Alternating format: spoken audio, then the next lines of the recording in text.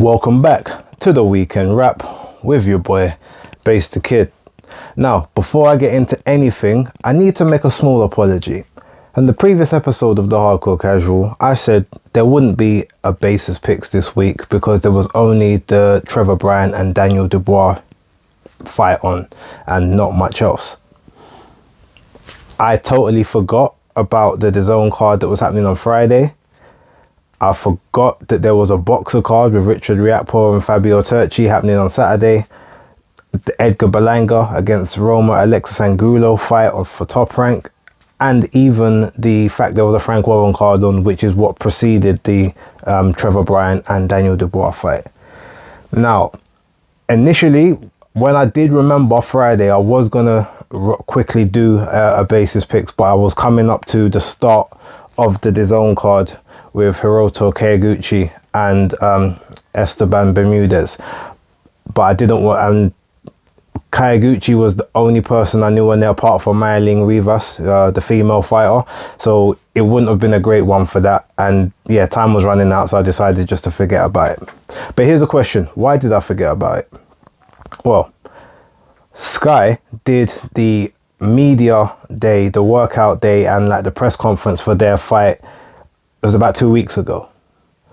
And there may have been other things past that, but I don't particularly remember if there were.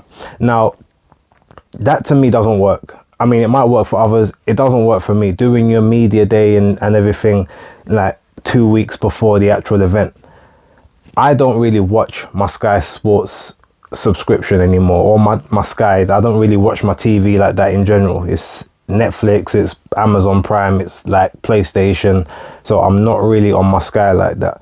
So the way I get my notifications for a lot of these things is just by going through YouTube.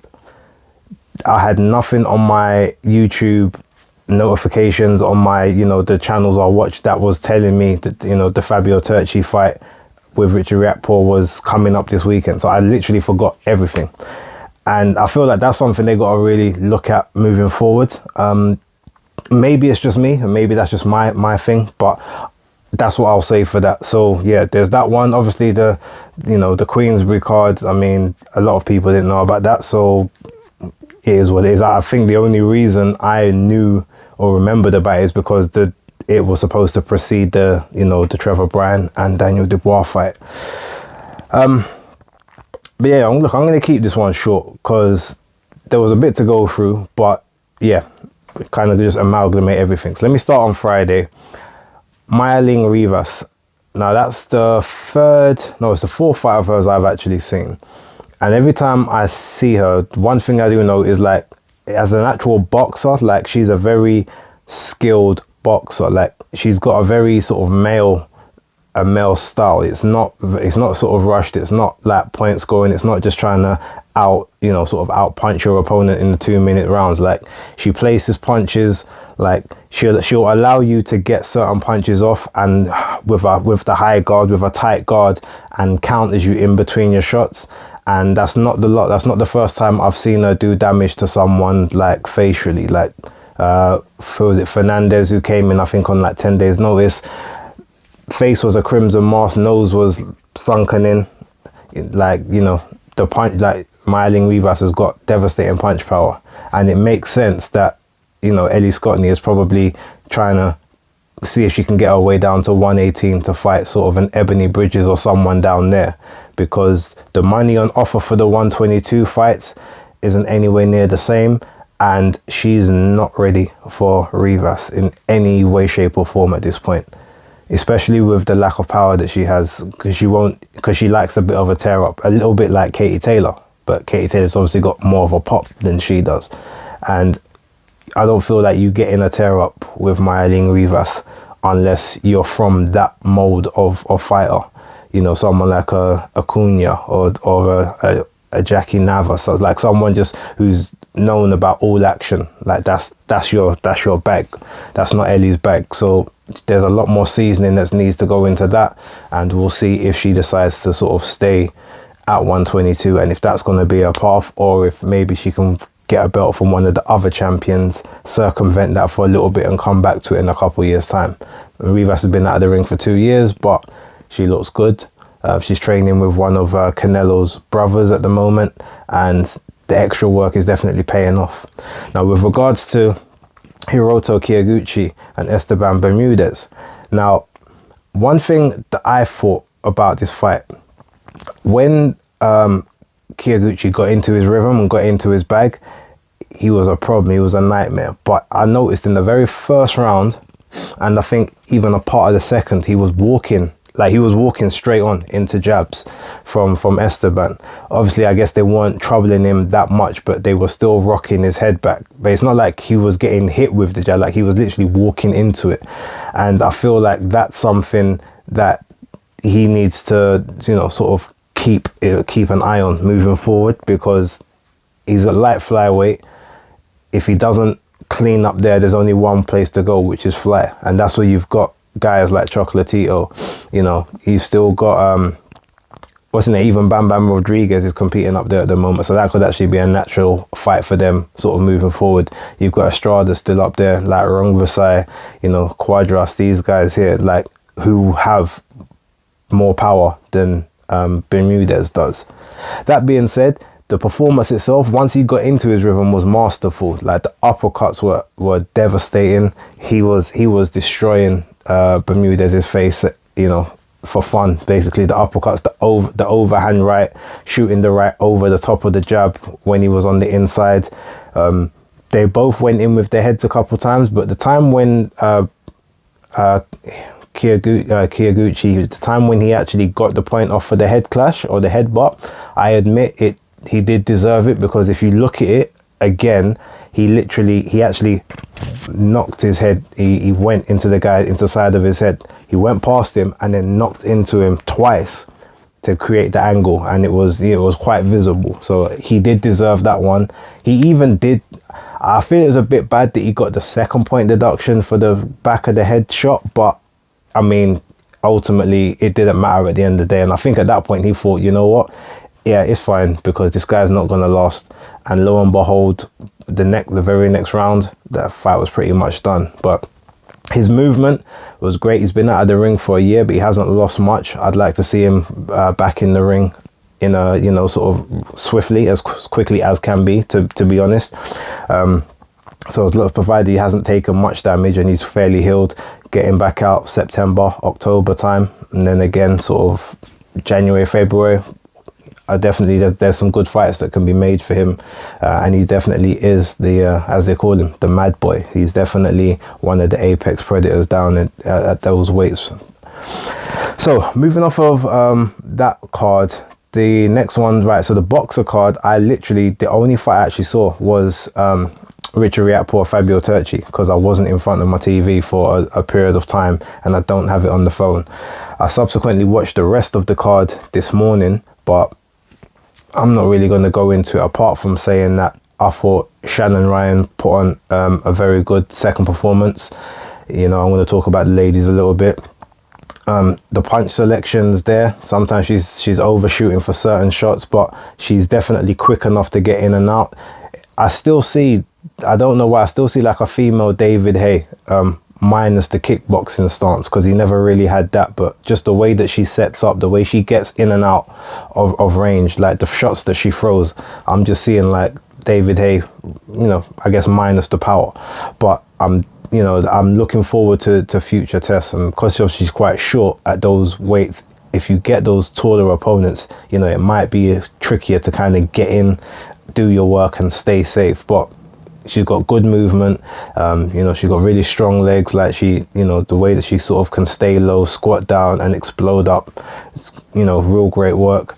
Ebony Jones, very, very good performance also. High pressure, high volume. Still not necessarily the greatest of power, but it was a much better performance than her previous one.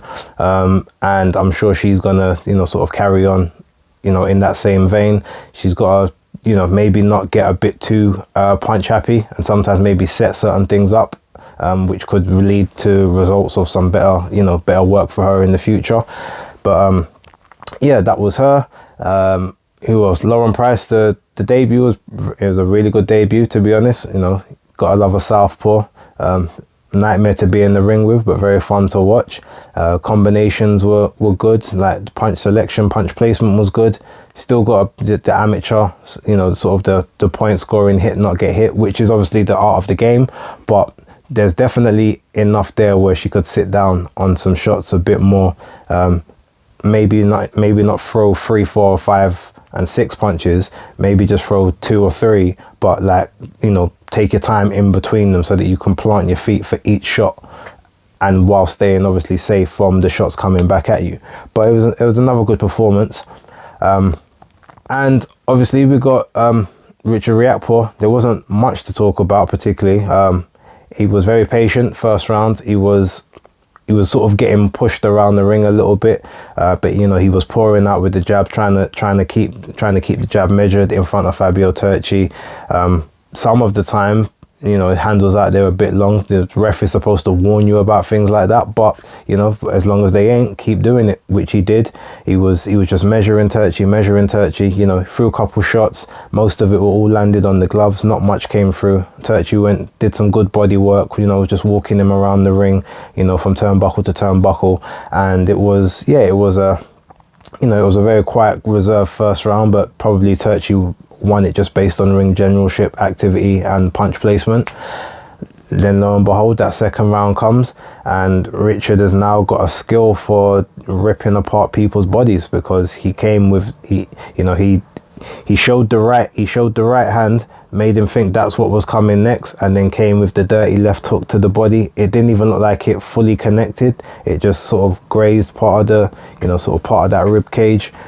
But yeah, it was a devastating shot, enough that Turchi went down. I mean, he managed to get up. It looked like the ref did give him a bit of a long count, but he took it, he got up, but he was in no condition. Like that body was tenderized at that point, and Richard was probably gonna do him some real damage. So the fact that his cornerman literally ran in the ring waving the towel, like that was good work, because he was about to get dealt with nastily. And the Midnight Train rolls on. He's definitely got that one. Let's get him, you know, get that EBU title. And then yeah, sort of one more, maybe 2 more fights, really cool, you know, just to make sure that the seasoning, you know, that the steak, the meat is fully seasoned before it goes into the oven to get cooked. And essentially, we don't just want him to grab a title and then lose it. Like, you want to grab that title and either hold on to it, or, you know, move up to bridgerweight or heavyweight, you know, still being the champion and reigning. And the way you reign, you've got to make sure that you've adapted to every style before you go to that world level, because when you're there's no coming back down. But it was a good showing otherwise, and yeah, long may it continue. Now, let's talk about Trevor Bryan and Daniel Dubois. Now, in several videos, you've heard me say that Trevor Bryan, like, is a lot better than people are giving him credit for. Like, he's not this terrible boxer that everyone claims based off of maybe the Gudry fight, which, to be honest, the first time I saw that fight, I thought he pretty much won that 10 rounds. The second time I watched it, there was actually certain things I missed in the first time where Gudry was actually doing a lot better work. But I said, okay, the skills is there. I've seen the BJ Flores fight. I've seen some of his other fights. And I said, look, if he comes in shape, and remember, I've said this in several videos, if he comes in shape, like, he'll beat Daniel Dubois, because he's got better movement, upper body movement. He's a lot more fluid. He doesn't panic when he gets hit, etc., etc. But if he doesn't come in shape, Daniel Dubois will beat him if he's not in shape. Well, lo and behold, he was still not in shape. Yes, he lost about, 8-9 pounds from the last fight, but that wasn't enough. Like, he needs to be mid 230s, low 240s at a push. And to be honest, he could even stand to lose less than that, because his last fight in 2018, before the, you know, like the, 2.5-3 year layoff because of COVID and Don King not being able to get him a fight or whatever, the guy put on 35 pounds. And you can clearly see this way too much for his frame. Like, he's plodding about he never used to plod before. I'm not saying he was like this springy guy, but he used to move well. If you look at his old fights, you'll see, like, there was a lot of stuff he did where he was able to sort of move and negate people. And if you look, even in the fight last night, he caused Daniel a couple problems, because he couldn't he couldn't get out of the way of Daniel's jab when Daniel was throwing it, but Daniel couldn't land anything else. He couldn't land the left hook, he couldn't land the left uppercut, the right uppercut, the overhand right, the straight right, because, you know, Brian he still had some of the movement and elusiveness. He's been around those gyms, he knows how to protect himself, but he just wasn't quick enough to capitalize on the mistakes that he was making Dubois do.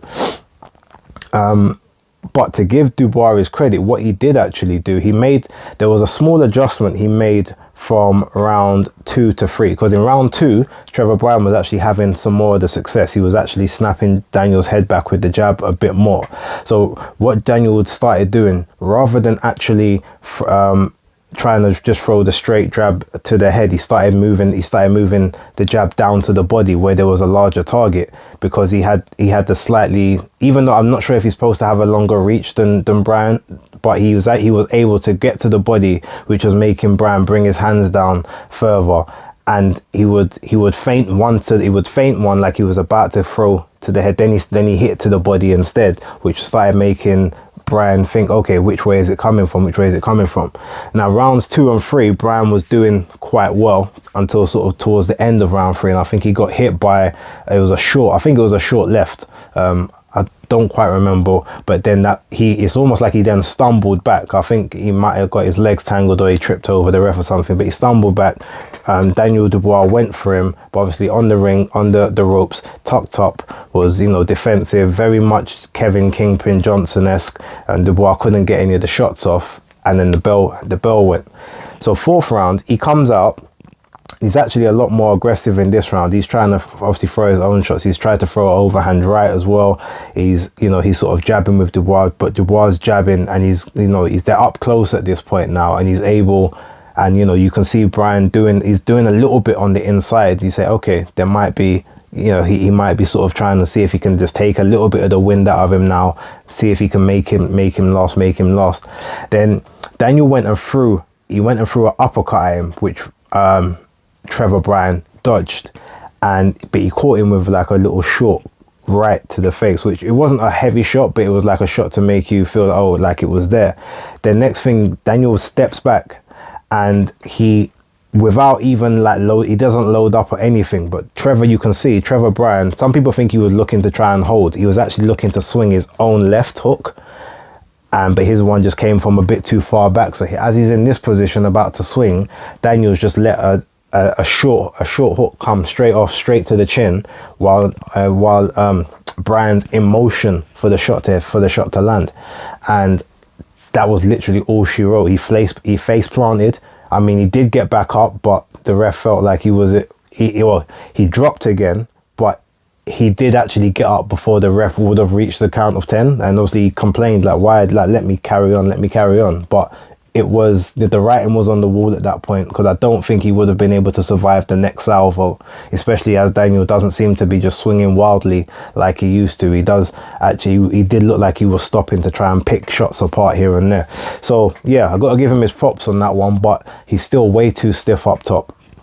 Like they need to do something to work on his mechanics and his movement and his motion. He needs to, there's more head movement, more upper body movement. His shoulders just need to be loose. Like, he's just really, really, really stiff, and that is going to get him hurt against guys that are much better than Trevor Bryan, 100%.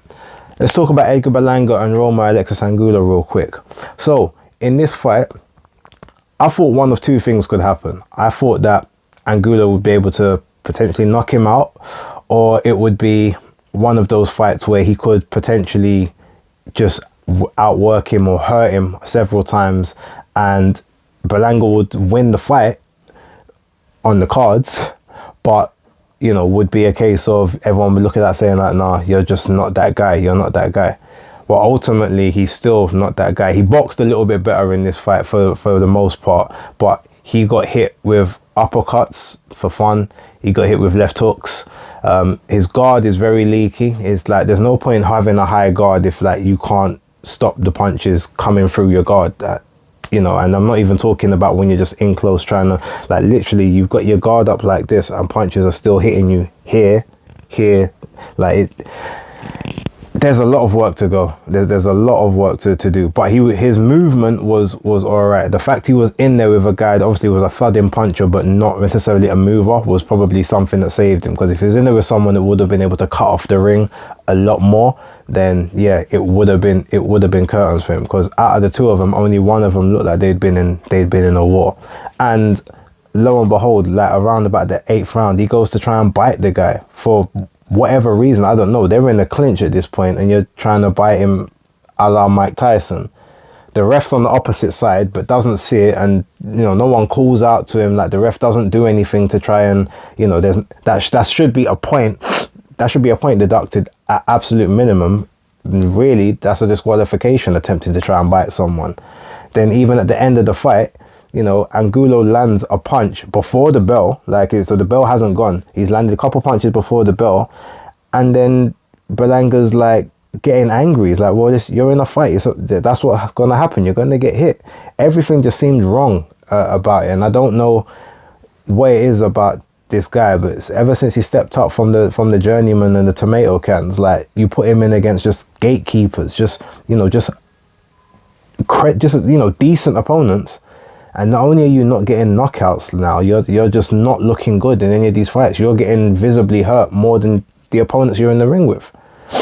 So yeah, I don't really hold much hope for him moving forward. They might want to try and keep him a little bit protected, just because obviously, like, you can have that little Puerto Rican Day fighter, to go fight in New York around about this time in June every year.